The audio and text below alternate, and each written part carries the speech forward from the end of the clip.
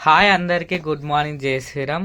ఈరోజు మన వీడియో ఏంటంటే మా చిట్కూల్ విలేజ్లో అయితే శ్రీకృష్ణుని గుడి అనేది అయితే కట్టిర్రు. ఆ గుడి కట్టి కూడా 3 years అవుతుంది ఈ రోజుకి కంప్లీట్గా. కరెక్ట్ 3 years అవుతుందని చెప్పి 3వ వార్షికోత్సవం అయితే సెలబ్రేషన్ చేస్తున్నారు. అయితే నేను టెంపుల్కి అయితే వచ్చేసిన. టెంపుల్కి వచ్చి ఇక్కడ కూర్చున్నా కొద్దిసేపు. మస్తు ఉండే టెంపుల్లో అయితే అట్లానే కూర్చుంటే పంతులు మనం చేసిందంటే మైకులో ఈవినింగ్ శ్రీకృష్ణుని దేవుని కళ్యాణం ఉంటుంది.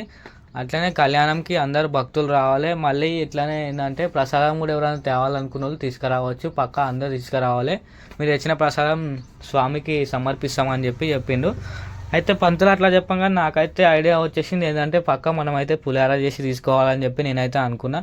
మంచిగా ఇంటికి వచ్చి పులిహోర అయితే రెడీ చేసేసిన. చూడండి ఎంత మంచిగా అయిందో.